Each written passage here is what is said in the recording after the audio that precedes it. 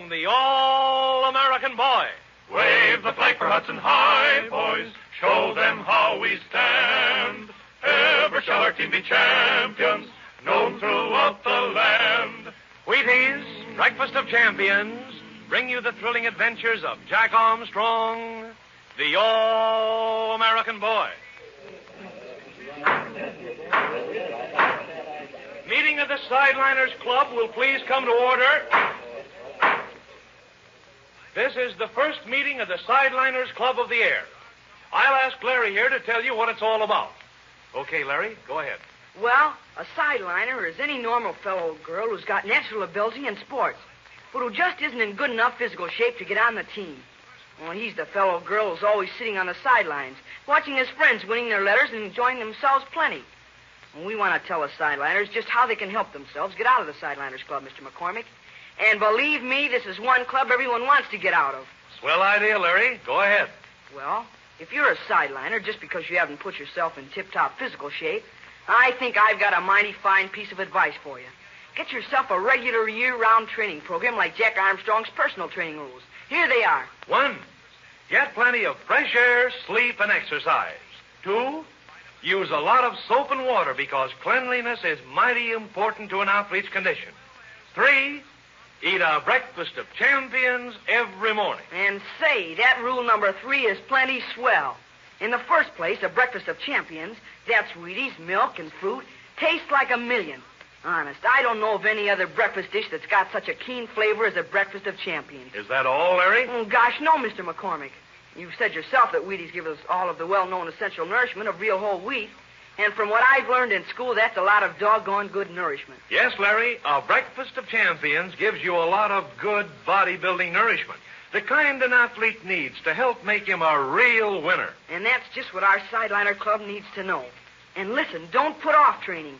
Start your Jack Armstrong training program tomorrow morning for sure. You can do it by having yourself a real breakfast of champions. Okay, Larry, and thanks from all the Sideliners for a great piece of advice. So long, Mr. McCormick. Meeting's adjourned. And now, Jack Armstrong, the all-American boy. While a distant typhoon sends warning signals flying over Manila, Jack, Billy, Betty, and Uncle Jim are preparing to shove off on their two-masted schooner Spindrift for the Sulu Sea. They're going there to search for some precious uranium-235 lost on Professor Loring's ship when it sank off an uncharted reef. On board the Spindrift is a Filipino named Michelle who has joined forces with him against the unscrupulous adventurer Dr. Chapato. Riding at anchor nearby in the darkness of the stormy harbor is the power schooner Black Shark, on which Chapato and his crew are determined to follow the Spindrift to rob Uncle Jim of his precious uranium. And now, on the Spindrift, while Betty is below checking the last of the supplies, Uncle Jim and Michelle are unfurling the foresail, and Jack and Billy are fighting the whipping canvas of the mainsail, keeping a sharp lookout through the darkness for any sign of the Black Shark. Listen. Don't let the sail get away from you, Billy. We've got to take a reef before we hoist her. Ploy, oh, ploy. Are we going to need that reef? I bet you we'd have our lee rail under even with a double reef. We may have the double reefer before we get out of Manila Bay. This wind isn't slackening a bit. Now, Billy, you pull the canvas in and I'll make the reef points fast. Okay, Jack. But this canvas is fighting like a tiger. There.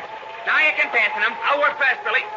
But it's hard to keep a footing on the deck with the boat rocking so. Look, Jack. There's a light moving about on the deck of the Black Shark. Well, maybe Chapato or Blackbeard or some of their crew have just gone aboard, Billy. I guess that's it. I wish we could use a light here. It'd certainly help in getting these sails reefed. Sure it would. But also, it'd tell Chapato what we're doing. Here, pull in that canvas some more. I'll try, Jack. There. How's that? That's fine. If we don't want the Black Shark to follow us, we've got to clear Manila Bay without them seeing us. Once we're in the China Sea on a night like this, they'll never pick us up. There's another light moving about on deck over there. Where, Billy?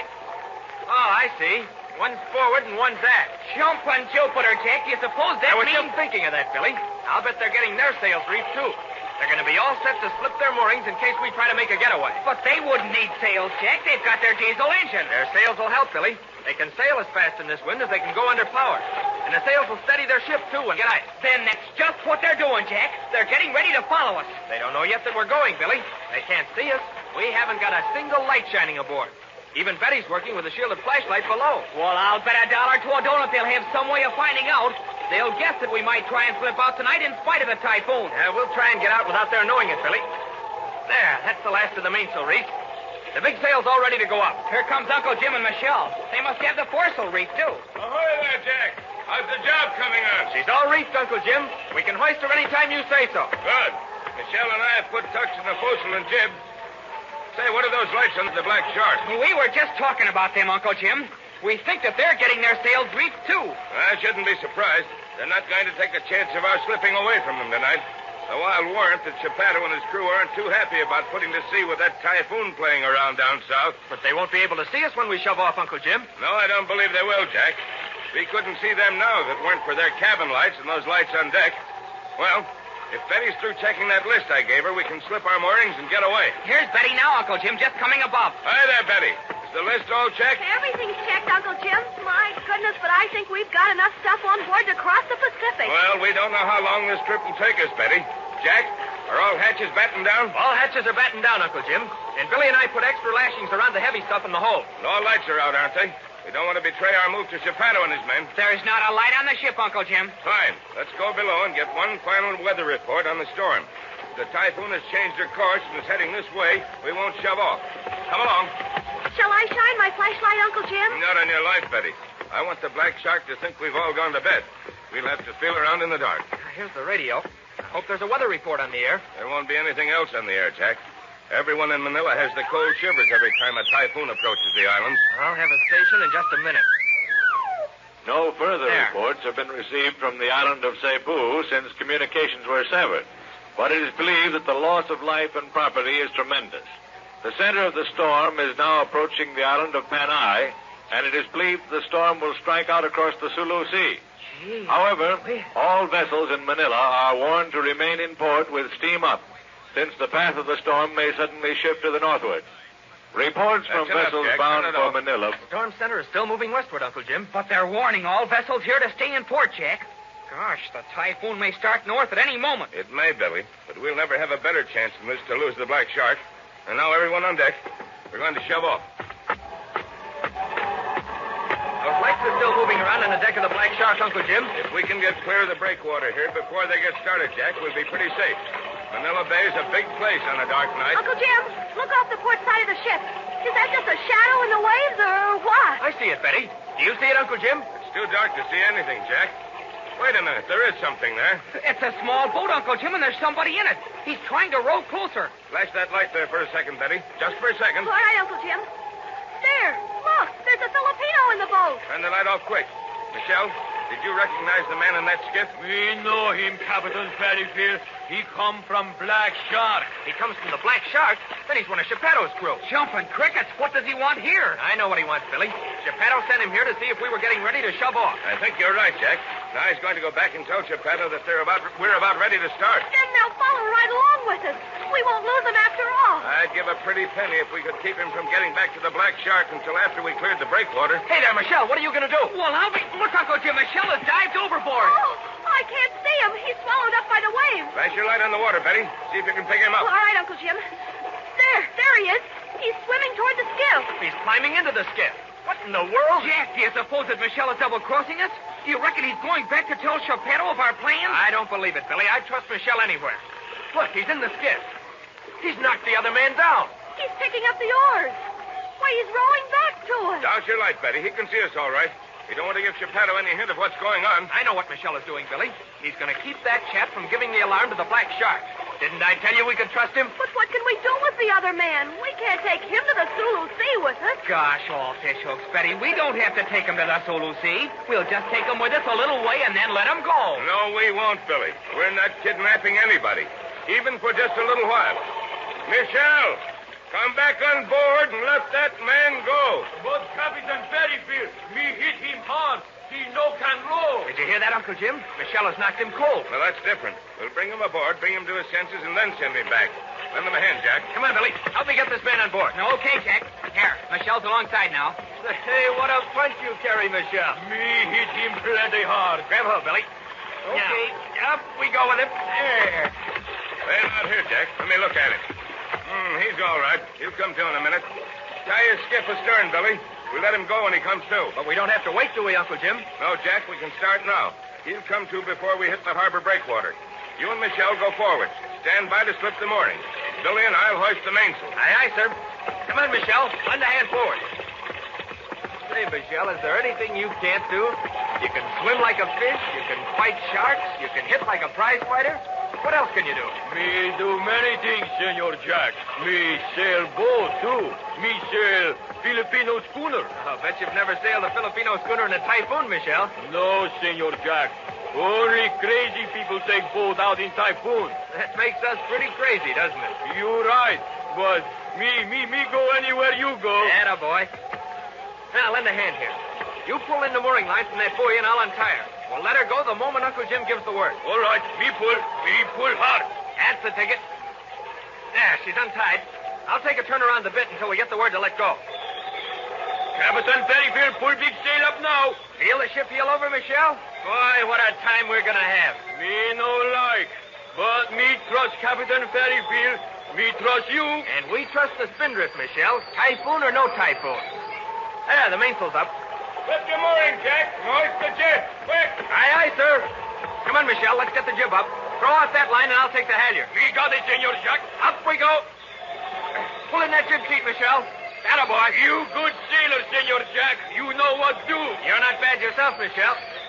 There, the jib's up. Up to the forecastle now, Jack. Aye, aye, sir. You take the throat halyard, Michelle. I'll take the peak. Ready? Up we go.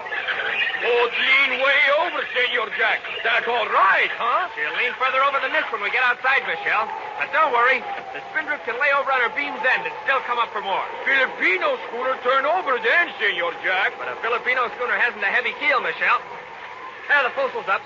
Belay your halyard on this pin. All right. Here comes Senor Billy. Anything I can do, Jack? Not a thing, Billy. Michelle is a first-class sailor. The Black Shark hasn't discovered that we're going yet, Jack. At least her lights haven't moved. He'll discover it fast enough when that sailor doesn't get back on schedule. Let's go aft now with Uncle Jim. That Filipino is gaining consciousness, Jack. We'll have to let him go in a minute. We'll be out of the breakwater pretty soon, Billy. Watch it. Slide overboard in the sloping deck. I won't. Here that chap is now. He's setting up. He's all right now. That Filipino in his boat, Jack. I'll luff up for a moment. Aye, aye, Uncle Jim. Come on, you. The skip is made fast astern. I'll help Uncle Jim with the sheets, Jack. Why, Betty? What's the trouble? Look, Billy. Look at the black shark. Oh, what's the matter? Look at all those lights moving about on deck. They discovered we're gone, Billy. They're going to follow us. Well, they haven't moved yet, Betty. It'll take them a little while to get started. Trim out seats, Billy. The Black Shark is starting now. Will be starting soon, and we've got to get clear of that breakwater before she gets underway. Aye, aye, Uncle Jim. Trim four sheets, Betty. I'll take the main sheet. We're going to give the Black Shark the run of its life.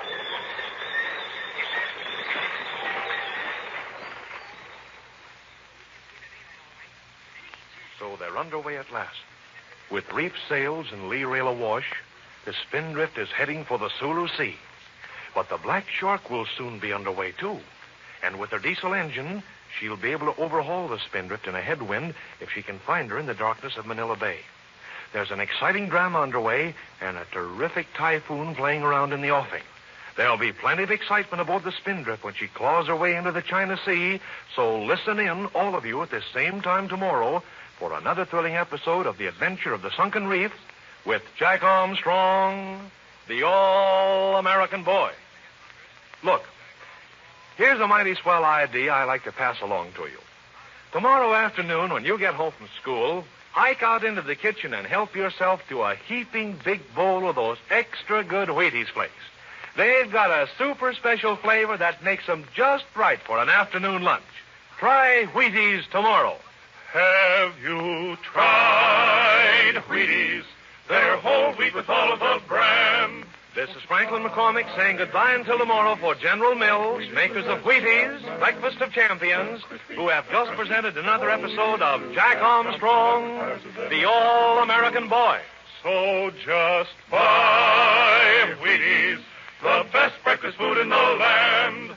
Wave the flag for Hudson High, boys.